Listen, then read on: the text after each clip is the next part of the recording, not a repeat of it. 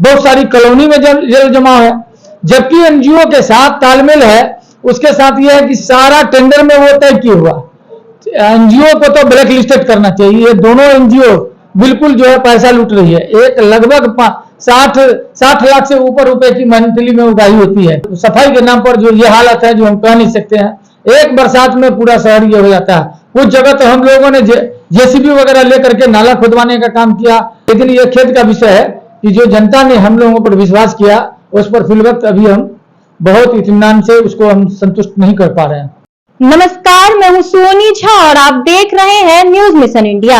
अभी हमारे साथ मौजूद है मधुबनी नगर निगम क्षेत्र के डिप्टी मेयर अमानुल्लाह खान जी।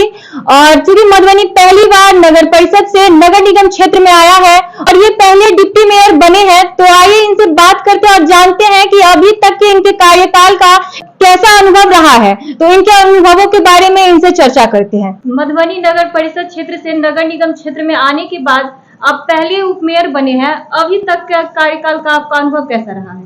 देखिए, स्पष्ट है कि मधुबनी नगर निगम नगर परिषद से पहली बार नगर निगम बना है।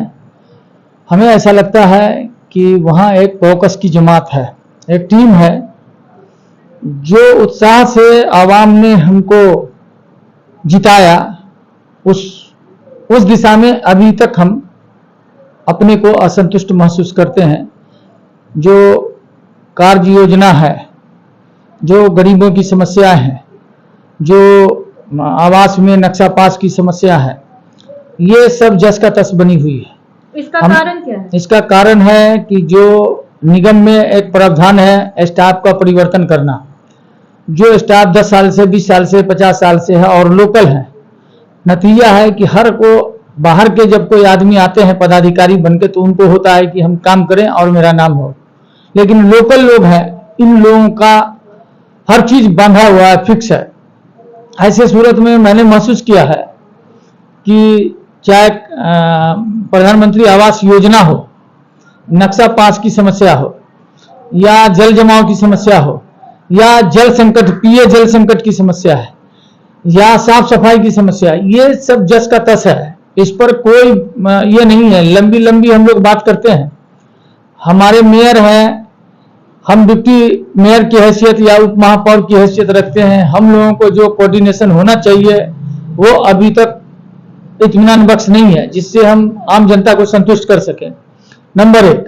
नंबर 2, अभी तक एक सशक्त अस्थायी समिति की बैठक हो चुकी है और एक बोर्ड की बैठक हो चुकी है। तो अभी तक फिर बैठक हो जानी चाहिए थी, जो अभी तक नहीं हुआ है। उसमें जो कार्य योजना आई है उसमें भी किसी भी प्रकार का हाथ वगैरह नहीं लगा है।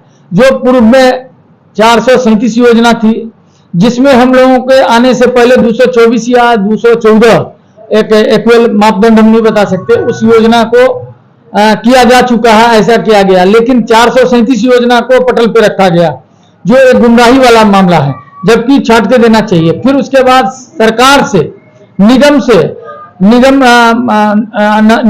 पटना निगम और आवास विभाग जो है उससे, और मधुबनी नगर निगम को जो भी पत्राचार होता है या किसी भी योजना के बारे में स्वीकृति होती है या टेंडर होता है, उसकी हमको लगता है जानकारी नहीं दी जाती है। ये माने खुफिया तौर पे होता है।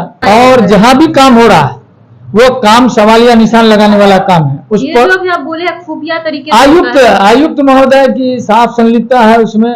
जो सारी चीजें हैं हम तो मुंह से ही कहेंगे। अब हम कुछ दिनों के बाद, 1 सप्ताह के बाद सारा चीज रिटर्न मांगने जा रहे हैं। आप अभी तक जो आ रहा है वो खुफिया तरीके से आ रहा है, कुछ नहीं। हम तो बता दिया कि जितने पदाधिकारी हैं, जितनी उसकी चल अचल संपत्ति है, निगम के अंदर में टैक्स का रोना रोया जाता है। पारदर्शिता नहीं है, बहुत सारी दुश्वारियों का सामना करना पड़ता है।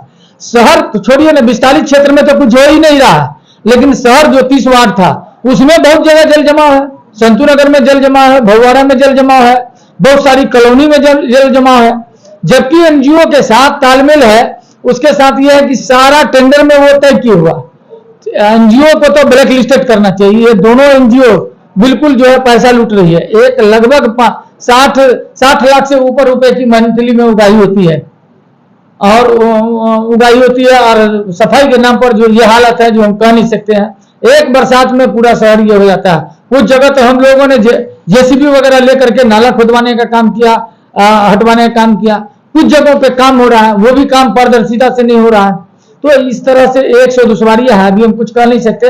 अभी सशक्त स्थायी समिति की फिर बैठक होगी और फिर हाउस की बैठक होगी, जो काउंसलर लोग जो 45 जीत के आए हैं उनके साथ बैठक होगी, तो बिंदुवार उस पर हम लोग चर्चा करेंगे।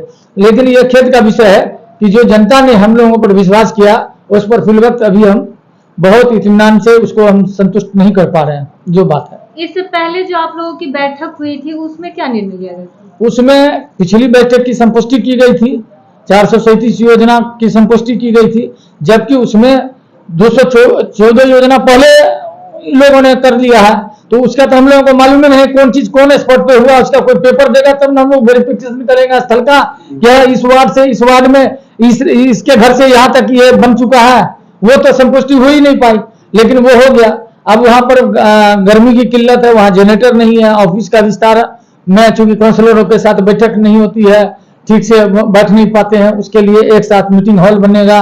फिर उसके बाद जो वृद्ध आश्रम के लिए जो बिहार सरकार ने दिया है उस सब पर, ये सब योजना पर हम लोगों ने मोहर लगा दिया है कि ये सब कार्य करेंगे हम लोग, ये सब पर ये होगा। उसमें भी अभी तक कोई जो है हाथ उत नहीं लगा है, ये केवल अभी खटाई में है योजना। इस पर भी आप जो कहिएगा ये बहुत ज्यादा नहीं। हाँ, हम लोग अपने असर वसूख से जनता का बहुत सारा काम करवा रहे हैं, लोगों को रिक्वेस्ट करके हो चाहे जैसे भी हो हम लोग करवा रहे हैं। मेयर के द्वारा जब शपथ ग्रहण किया गया था तब उनके द्वारा बताया गया था जो मधुबनी को बिग सिटी बनाएंगे, क्या लग रहा है मधुबनी जैसा पिछड़ा शहर बिग सिटी बन पाएगा? देखिए, प्रयास करने में कोई हर्जा नहीं है। बिग सिटी की बात नहीं किया था उन्होंने किया था स्मार्ट सिटी बनाने की बात। और ये योजना जब निगम से पहले नगर परिषद था तत्काल उस समय के चेयरमैन और काउंसलर लोगों ने मिलकर, और एक यहाँ हम लोगों के ही वार्ड में आदित्य लाल दास जी हैं जो हम लोग के बड़े भाई के समान हैं, वो हैदराबाद में हैदराबाद सरकार के मुख्य सचिव रह चुके हैं इस वक्त, वो उनके पॉलिटिकल सलाहकार हैं। उनका ये सपना था, क्योंकि वो इस मिट्टी पानी के हैं तो वो चाह रहे थे कि हम यहाँ दें। तो उस समय में एक परियोजना बनाई गई थी, वहाँ हैदराबाद से एक टीम आई थी, सैकड़ों इंजीनियर वगैरह आए थे, एनजीओ वगैरह आई थी, और उन लोगों ने यहाँ का एक खाका पेश किया था, एक मॉडल बनाया था। उस खाके के तहत जब बिहार सरकार या फिर वहाँ डीएम तक जाने के शीर्षक अशोक कपिल के समय की बात है ये, उस समय में ये मामला आकर के फंसा कि ये जिला निगम जो है नहीं है, नगर परिषद है, इसलिए नगर परिषद में ये प्रावधान है ही नहीं। अब ये निगम हो गया। अब निगम होने के बाद मेयर साहब और हम लोगों ने ये प्रयास किया, फिर आदित्य लाल दास जी के साथ और उनकी टीम जो आई हुई थी उनको पुनः हैदराबाद से बुला करके ये प्रोग्राम अभी निगम में किया गया है, जिसमें स्मार्ट सिटी के लिए बहुत सारा ये है। इसको अभी आप ख्याली पुलाव ही कर सकते हैं, लेकिन प्रयास करने में आदमी को पीछे नहीं हटना चाहिए। हम लोगों का ये प्रयास है कि ये स्मार्ट सिटी बने। इससे स्मार्ट सिटी में तमाम पुल पुलिया, तमाम नाला, शहर का चौड़ीकरण, अस्पताल, स्कूल, पार्क, स्टेडियम, सारा चीज देने का प्रावधान है। करीब माने हजारों करोड़ रुपए की योजना से ये संचालित होगा।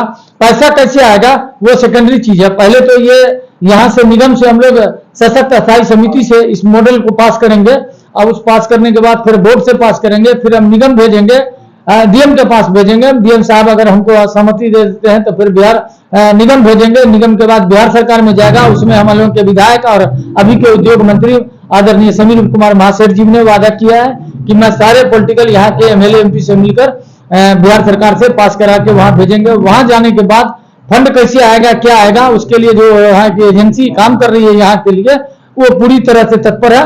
और जो हम लोगों के मुख्य सचिव रह चुके हैं आदित्य लाल जी, जो अभी हैदराबाद वहाँ के आंध्रा के जो अभी पॉलिटिकल एडवाइजर है मुख्यमंत्री के, उन लोगों ने कहा है कि यह काम मेरा है, मैं करा के ला के दूंगा। तो सपना देखना कोई बुरी बात नहीं है, जब हम अच्छा सपना देखेंगे तो हमको कामयाबी मिलेगी। लेकिन फिलहाल जो स्थिति है, जो काम की रफ्तार है, उससे लगता है कि हमारी ये प्लानिंग खटाई में पड़ सकती है।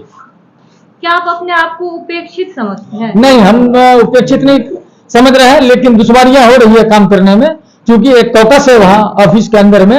वो कॉकस जो है बिल्कुल टेबल के नीचे से अपना पूरा व्यवस्था टंच किए हुए है, और बाहर में लोगों को दौड़ाता है। जिन लोगों को ये लगता है मेयर और उप मेयर के कंसेंट से आदमी जा रहा है, तो उनको ये एहसास हो रहा है कि इसमें पैसा हम नहीं ले सकते हैं। ऐसे में हमारे काम में दुश्मनियां आ रही है और बाधा पहुंचाने का काम किया जा रहा है। वो सब बहुत जल्दी दूर हो जाएगा। लोगों को स्पष्ट रूप से हम लोगों का चेतावनी है कि जो हमारी जनता है उसको हम सहूलियत देने के लिए आए, न कि हम किसी पदाधिकारी की या किसी ऑफिसर की दलाली करने आए। स्पष्ट है हम लोगों का।